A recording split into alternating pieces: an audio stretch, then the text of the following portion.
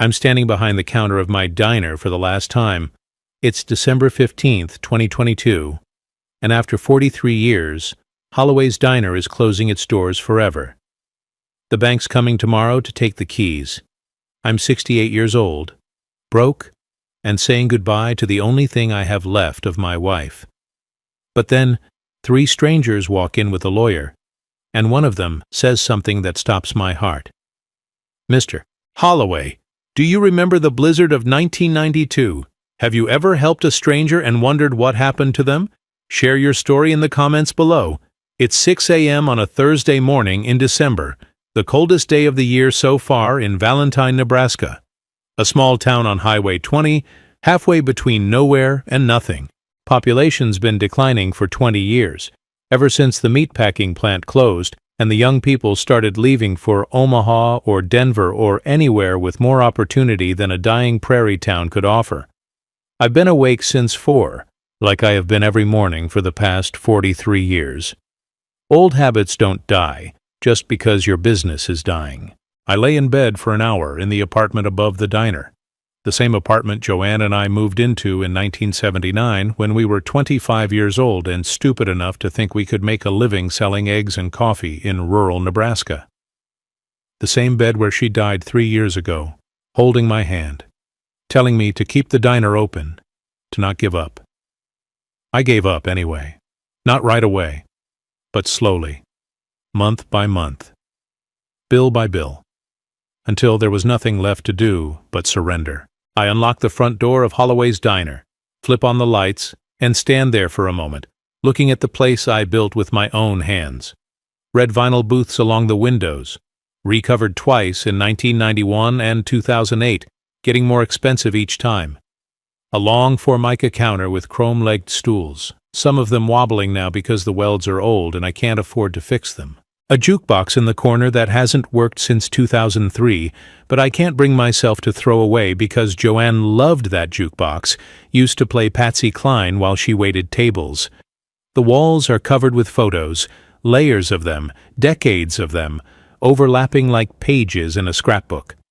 Customers celebrating birthdays, local high school sports teams after championship games, the Valentine High School class of '89 after prom, all of them crammed into the back room in their tuxedos and puffy dresses. The annual pancake breakfast fundraiser that we hosted for 35 years straight. Community events from 4 decades of being the heart of this town. There's a photo of me and Joanne on opening day, front and center above the register. Both of us 25 years old, grinning like idiots in front of our brand new diner. She's wearing her waitress uniform, pink dress with white apron, her name embroidered on the pocket, hair pulled back in a ponytail. I'm in my cook's apron, skinny as a rail back then, full head of brown hair that's now completely gray. We look like we're going to live forever, like nothing bad will ever happen to us, like this diner will outlast us both. 2 out of 3 wasn't bad. Joanne died 2 years ago, 2020, right before the pandemic hit and the world went insane. Pancreatic cancer. Diagnosis to death in 4 months. She spent her last weeks in the apartment upstairs, in our bed, looking out the window at the diner below. Sometimes customers would wave up at her. She'd wave back, even when she was too weak. "Promise me you'll keep it open," she said 3 days before she died. Her voice was barely a whisper. "The diner? It's our legacy, Frank. It's what we built together." "I promise," I said. I tried. God knows I tried. But the pandemic destroyed us. We went to takeout only for 18 months, lost 70% of our revenue. The overhead stayed the same. Rent, utilities, insurance, equipment leases. I took out loans I couldn't afford, maxed out credit cards, applied for every grant, every assistance program. Some helped, most didn't. By 2021, I was underwater. By 2022, I was drowning. The bank sent the foreclosure notice in September. I had 90 days. I spent those 90 days trying to find a buyer, someone who wanted a diner in a dying town. Nobody did. Why would they? Valentine, Nebraska wasn't exactly a growth market. So here we are, December 15th, 2022. The last day. Tomorrow the bank takes the keys, and Holloway's Diner becomes whatever corporate chain they can sell it to. Probably a Dollar General. Everything becomes a Dollar General eventually. I walk behind the counter, tie on my apron, the same style I wore in that photo, just 43 years more worn, the white fabric gone gray from 1,000 washings, and start the coffee. The big industrial machine Joanne and I bought, used in 1982, that's broken down 50 times, and I fixed it 50 times because I refuse to replace it. It groans to life, gurgling and hissing, and within minutes the smell of coffee fills the diner. Rich, dark, familiar. The same smell that's greeted customers every morning since 1979. Outside, the sun's starting to come up over the Nebraska plains. December sunrise, painting the frozen grass gold and pink, long shadows stretching across Highway 20. It's beautiful. It's always been beautiful. That's what Joanne used to say. We might not have much, Frank, but we have this view. We have this light. That's worth something. Worth something, but not worth $180,000. Not worth saving the diner. I crack eggs onto the grill, lay out bacon, make hash browns from scratch like I've done every morning for 43 years. Muscle memory, knife work I could do blind. The rhythm of cooking that's been my meditation, my prayer, my way of processing life since I was younger than my customers' grandkids. This is the last time I'll make coffee in this diner. The last time I'll crack eggs on this grill. The last time I'll hear the bell above the door jingle when customers walk in. The bell jingles. Morning, Frank. It's Deputy Jimmy Scott, Sheriff's Department, works the night shift, stops in every morning at 6:15 for coffee and eggs before going home, been doing it for 12 years. Morning, Jimmy. Usual? Yeah. And Frank? He pauses, takes off his hat. I'm real sorry about today. This town won't be the same without this place. Thanks, Jimmy. He sits at the counter. I pour his coffee. We don't talk. What's there to say? In small towns, some losses are too big for words. The regulars have been coming by all week to say goodbye, to tell me stories about their first date here, or their wedding reception in the back room, or Sunday breakfast after church for 30 years straight. A lot of crying, a lot of hugging, a lot of, I'm so sorry, Frank, me too. I'm sorry too. The morning rush, if you can call 8 people a rush, comes and goes. The Hendersons, married 62 years, same booth by the window, same order. 2 scrambled, bacon, wheat toast, split a side of hash browns. They don't say much, just hold hands across the table and cry quietly while they eat. Pastor Williams from First Lutheran, black coffee, stack of pancakes, leaves me a $50 tip he can't afford. The Choi family, who've owned the hardware store since 1989. They bring their 3 kids, let them order whatever they want. Chocolate chip pancakes, extra whipped cream, the works. When they leave, Mr. Choi shakes my hand and says, You were here when we arrived in this town. You made us feel welcome when not everyone did. Thank you. By noon, the lunch crowd has thinned out. Just a few stragglers. Teenagers from Valentine High School cutting class to eat burgers one last time. Old farmers nursing coffee and complaining about the weather like they've done at this counter for decades. I'm in the back, washing dishes, when I hear the bell above the door. Be right with you, I call out, drying my hands on a towel. When I come back to the front, there are 4 people standing by the door. 3 of them are in their 30s. 2 men and a woman, all dressed nice, like they've got somewhere important to be. The 4th is an older man in a suit, carrying a briefcase. Lawyer? Probably. You can always tell. They look out of place in my diner. Too polished? Too expensive? Not the kind of people who usually stop in Valentine unless they're lost.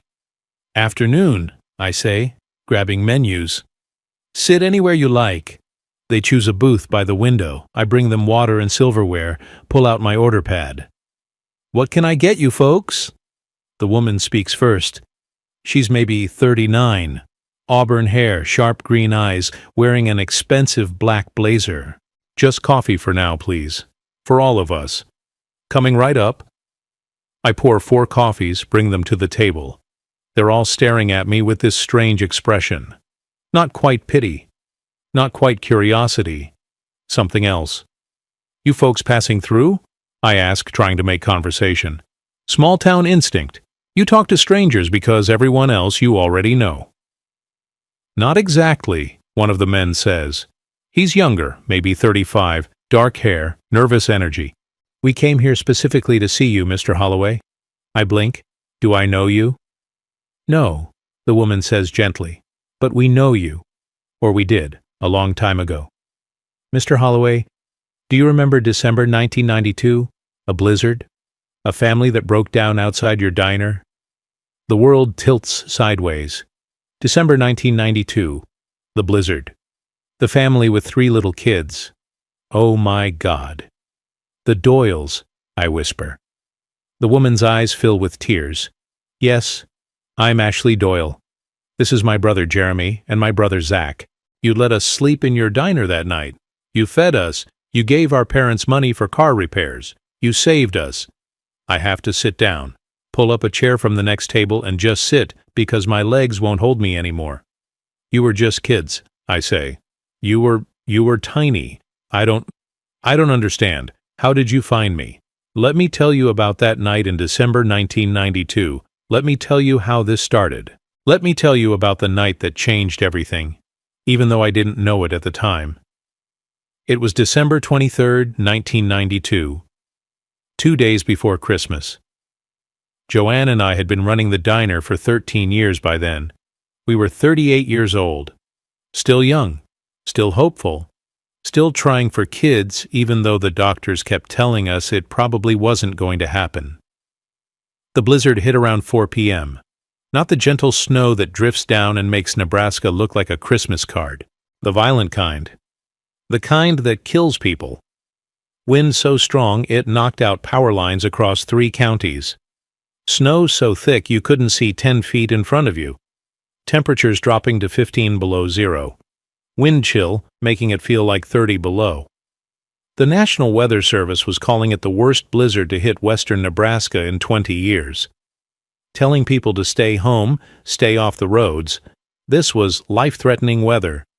I was supposed to close at 9 p.m., but by 6 p.m., the roads were impassable.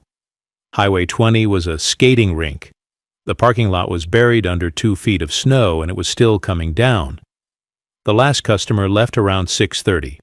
Old Mr. Peterson, who lived 3 blocks away and insisted he could walk home even though Joanne and I both told him he was crazy. He made it. We checked on him the next day. After that, nothing.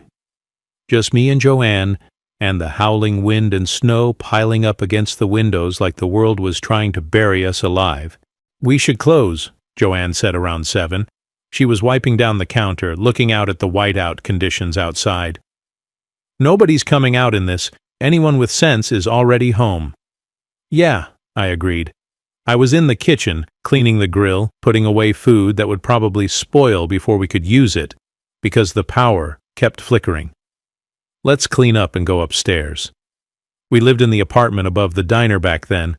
Still do, actually. 28 steps up the back stairs. Easiest commute in America. Joanne used to joke that she could roll out of bed and be at work in under a minute.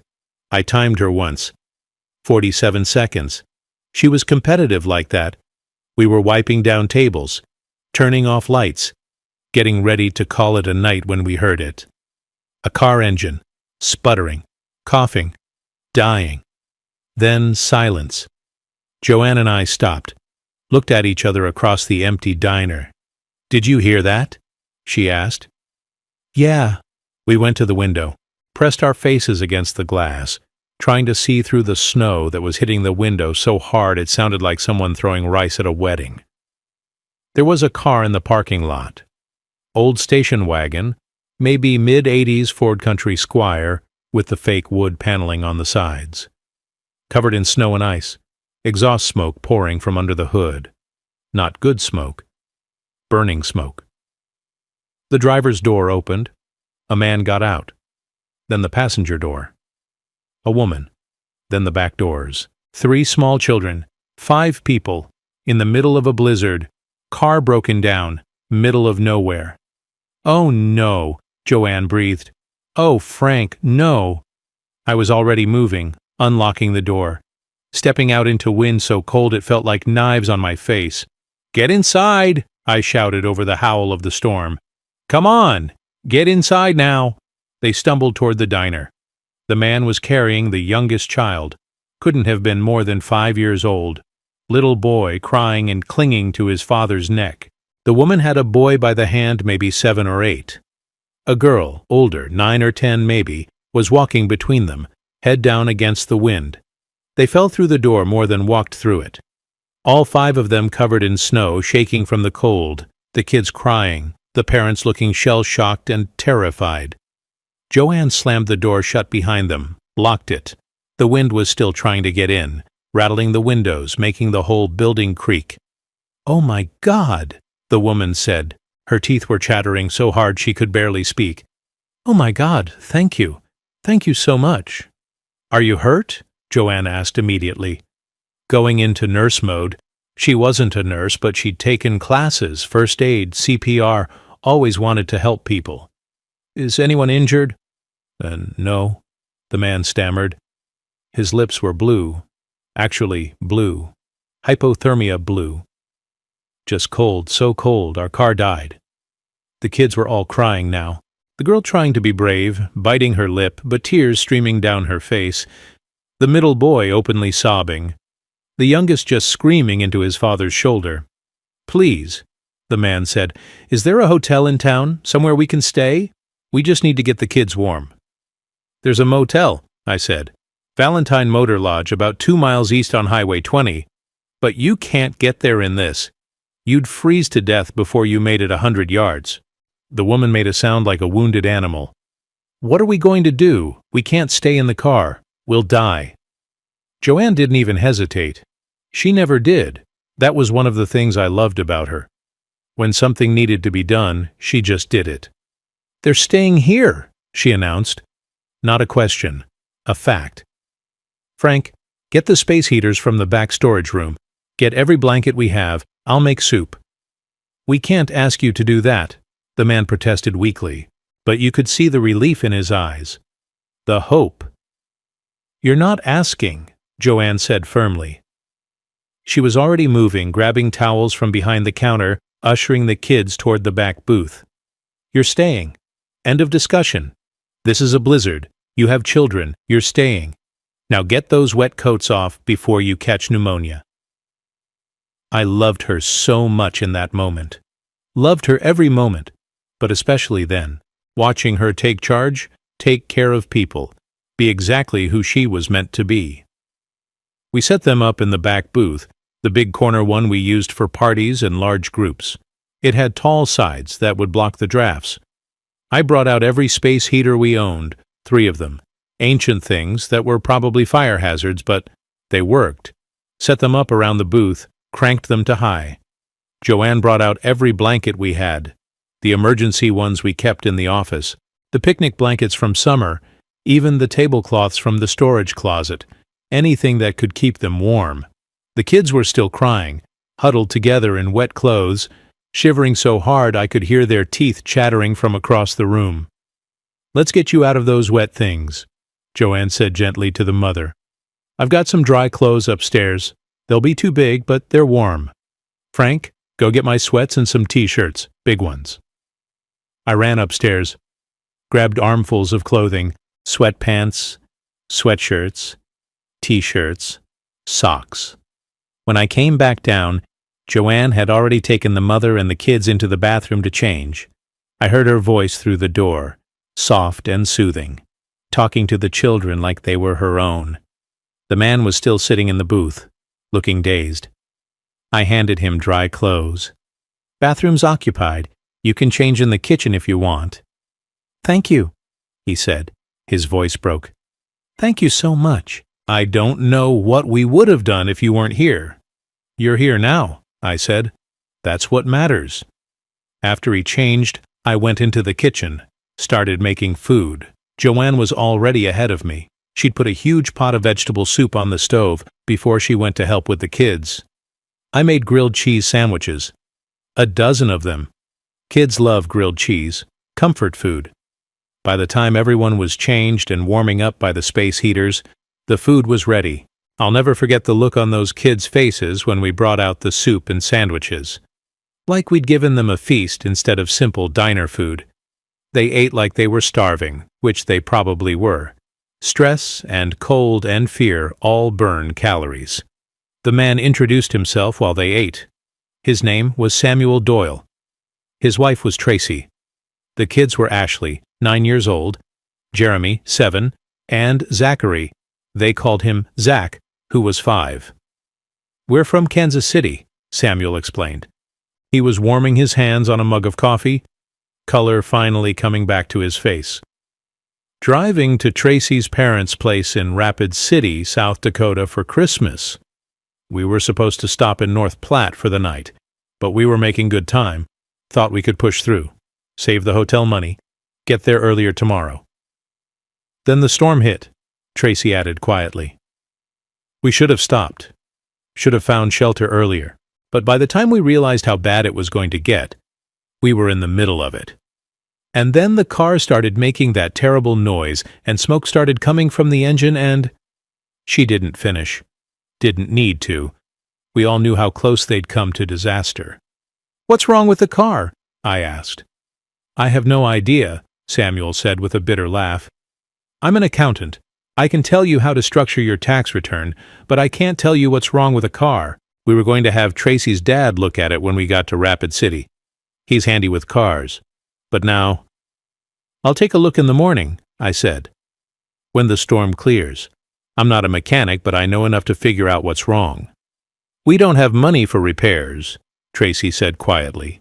She was looking down at her soup, not meeting our eyes.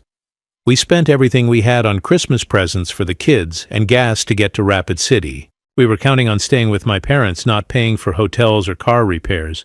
We're broke until Samuel's next paycheck in January." The shame in her voice broke my heart.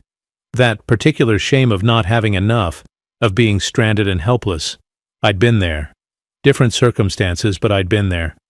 Joanne reached across the table, took Tracy's hand, squeezed it. "Don't worry about that now," she said softly. "Let's just get through tonight. Tomorrow we'll figure out the rest. Right now you're safe. Your kids are warm. That's all that matters." Zach, the youngest boy, looked up at Joanne with these big brown eyes. "Are you an angel?" Joanne laughed. "No, sweetie, just a person trying to help." "You seem like an angel," he insisted. We stayed up with them until almost 2 in the morning. The kids fell asleep first, exhausted and full and finally warm. They curled up in the booth under piles of blankets, looking like a puppy pile, all tangled together. Samuel and Tracy tried to stay awake but eventually dozed off too, sitting up in the booth, Tracy's head on Samuel's shoulder, his arm around her. Joanne and I sat at the counter, drinking coffee, watching them sleep, listening to the storm rage outside. "We're not charging them," Joanne said after a long silence. It wasn't a question. "No," I agreed. "We're not." "And you're going to fix their car?" "If I can, if it's something I can fix." "And you're going to give them money." I looked at her. She was smiling. That smile that made me fall in love with her when we were 19 years old, and she was waitressing at a truck stop in Scottsbluff, and I was a cook just back from Vietnam with no idea what to do with my life. "How much?" I asked. "However much they need," she said simply. "Joe, we're not rich. We're barely making ends meet as it is." "I know. But they have less than we do. And it's Christmas. And look at them, Frank. Look at those babies sleeping. What kind of people would we be if we didn't help?" I looked at the Doyle family sleeping in our diner. Looked at my wife, beautiful and stubborn and kind to her bones. Made a decision that felt right in my chest, in the place where good decisions live. "Okay," I said. "We'll help them, whatever it takes." She kissed me, right there at the counter. "That's why I married you. Because you're good, Frank Holloway, all the way through." The storm cleared around 5 a.m. I went out to look at their car while everyone was still sleeping. It was bad. Really bad. They'd need a tow to a real mechanic, probably $400 to $600 in repairs, plus the cost of the tow. They didn't have it. I knew they didn't have it. I went back inside. Joanne was making breakfast, pancakes, scrambled eggs, bacon, the works. The kids woke up to the smell of food and the sight of snow sparkling in the morning sun. "It's like a Christmas miracle," little Zach said, his eyes wide. After breakfast, I pulled Samuel aside. "I looked at your car. The transmission's shot. You're going to need a tow and a mechanic." His face fell. We can't afford that. I'll have to call Tracy's parents, see if they can wire us money, but it's Christmas Eve tomorrow and I don't know if the banks are even open." I pulled $100 out of my wallet, put it in his hand. "Here," I said. "There's a mechanic in town, Joe's Garage on Main Street. He's good and he's honest. Tell him Frank sent you. He'll come here and get you fixed up." "I can't take this." "Yes, you can. Consider it a Christmas present." "But, Samuel," I put my hand on his shoulder, "you've got 3 kids who want to see their grandparents for Christmas. You've got a wife who's been nothing but gracious and kind even though you're stranded in a strange town. Take the money, get your car fixed, get to Rapid City, have a good Christmas. That's all I want." His eyes filled with tears. "How do I pay you back?" "You don't. Don't worry about it." They left around noon on December 24th, 1992. Joe had fixed their transmission for $200, charged them half his usual rate because I asked him to. Samuel tried to give me the $100 back, said they'd make do with the money Tracy's parents could send, but I refused. "Merry Christmas," I said. Tracy hugged Joanne. "We'll never forget this. Never." The kids waved from the back window as they drove away. Little Zach pressed his hand against the glass. I waved back. That was the last time I saw them. Until today. December 15th, 2022, 30 years later. "How did you find me?" I ask again. I'm still sitting at their table, coffee going cold in my cup, staring at 3 adults who used to be the children I fed pancakes to 3 decades ago. Ashley answered. "It took us years. After our parents died in 2008, we found Dad's journal. He'd written about that night, about you and your wife, about how you saved us. He tried to pay you back, you know. He mailed a check here in 1995, $100 plus interest, but it came back. Wrong address or something." She opens her purse, pulls out an envelope. Inside is a check, dated 1995, made out to Frank Holloway for $150, never cashed. The envelope is marked, "Return to Sender." "He kept trying," Jeremy says. His voice is thick with emotion. "Different years, different addresses he found. Nothing worked. He felt terrible about it. Said he owed you a debt he could never repay." "There was no debt," I say. "I didn't want to be paid back." "We know," Zach says. "But Dad did. And after he and Mom died at the car accident, we inherited that debt. The 3 of us. We made a promise at their funeral that we'd find you, that we'd thank you, that we'd pay you back. But we were in our 20s, Ashley continues, broke, in school. We couldn't do much, so we waited. We worked. We built our lives. I became a surgeon. Jeremy's a commercial real estate developer, and Zach is a corporate attorney. And once we had the means, we started looking for you in earnest." The man in the suit speaks for the first time. "I'm Leonard Coy, attorney for the Doyle Family Trust. Took 18 months searching, but we found you. Found out about the diner. Found out about—" He pauses delicately. "Your situation. My situation. My bankruptcy. My shame. I don't understand," I say. "What do you want?" Ashley smiles through her tears. "Mr. Holloway, Frank, we're not here to thank you, though we are thankful. We're here to pay you back. All of it. Everything you've done for us, directly and indirectly." "What does that mean?" Jeremy pulls out a folder, opens it. Inside are legal documents. "This is the deed to Holloway's Diner. he says. As of this morning, we own it. We bought it from the bank. Paid off your entire debt, $180,000. The property is ours. My heart stops. What? But we don't want it, Ashley says quickly. We're giving it to you, free and clear. No mortgage, no debt. It's yours again, Frank, completely paid off. I can't breathe, can't process what they're saying. There's more, Zach adds. We've set up an operational fund, $50,000 to cover expenses, repairs, upgrades, whatever you need. If you want to keep running the diner, you can. If you want to retire and hire someone else to run it, that's fine too. But Holloway's Diner isn't closing. Not today, not ever. Leonard Coy slides the documents across the table. All we need is your signature. I'm crying. 68 years old, sitting in my diner that I thought I'd lost. Crying like a child while 3 strangers, no, not strangers, never strangers, watch me with gentle smiles. I can't accept this, I manage to say. Yes, you can, Ashley says, echoing the words I said to her father 30 years ago. You helped us when we needed it. Now we're helping you. That's how this works. Your wife, Jeremy says softly. Joanne. She was part of this too. We wish we could thank her. She'd be so happy, I whisper. She'd be so damn happy. They stay for 4 hours. We talk about everything. Their parents, Samuel and Tracy, who apparently never stopped talking about that night in the blizzard. How it became family legend. How they raised their kids to believe in kindness, in helping strangers, in paying forward what was given to them. Ashley tells me about medical school, about becoming a surgeon, about the clinic she volunteers every week in Kansas City for people who can't afford health care.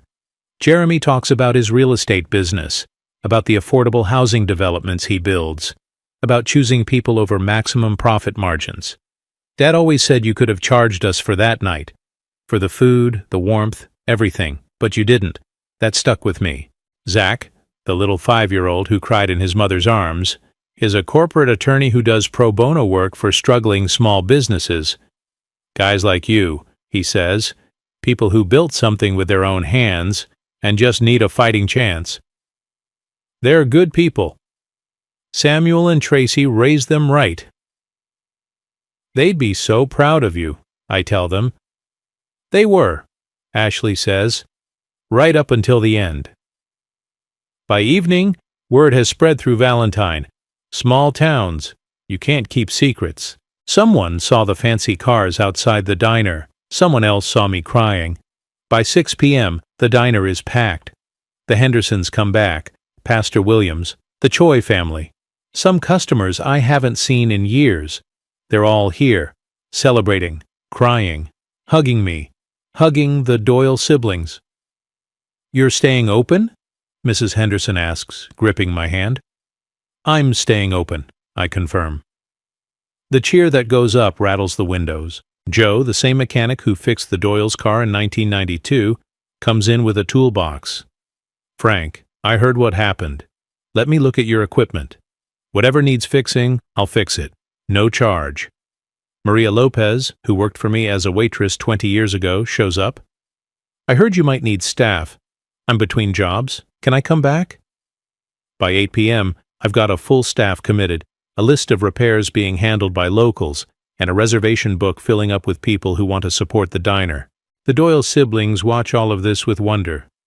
You gave more than you knew that night, Ashley says quietly. You gave us hope, but you gave this town something too. A heart, a center. That's worth saving. They stay in Valentine for 3 days. We have meals together. They meet everyone in town. Before they leave, Ashley gives me one more thing. An envelope. What's this? I ask. Open it when we're gone, she says. They hug me, all 3 of them. Long, tight hugs that feel like family. Thank you for saving us, Jeremy says. Thank you for saving me, I reply. After they drive away, I open the envelope. Inside is a check for $100. and a note in handwriting I don't recognize, but somehow know is Samuel's, dated 1995. Dear Frank, I've tried to return this money 5 times. It keeps coming back, so maybe this is meant to stay with you until the day you need it most. Thank you for teaching my children that kindness matters. Thank you for giving us Christmas when we had nothing. You saved more than our trip that night. You saved our faith in people. I hope you're well. I hope your diner is thriving. I hope Joanne is still making the best pancakes in Nebraska. And I hope you know that what you did mattered. It mattered then. It matters now. It will matter forever. With eternal gratitude, Samuel Doyle. I sit down at the counter, my counter, debt-free, mine again, and cry. It's been 6 months since that December day. Holloway's Diner is thriving. We're busier than we've been in a decade. People drive from 3 counties over just to eat here, to be part of the story. I hired back my old staff, gave them raises I can finally afford. The Doyle siblings visit every few months, and every morning, when I unlock the door and turn on the lights and start the coffee, I look at the photo of me and Joanne from opening day. I talk to her like she's still here. We made it, Joe, I say. The diner's going to be okay. We're going to be okay. So let me ask you, what would you have done in my position all those years ago? Would you have let them stay? And what would you do if someone showed up 30 years later to repay a kindness you'd forgotten about? Let me know in the comments below. And if this story touched your heart, if it reminded you that good deeds matter, hit that subscribe button. Because the world needs more stories like this. Stories that prove kindness doesn't disappear. It just waits for the right moment to come home.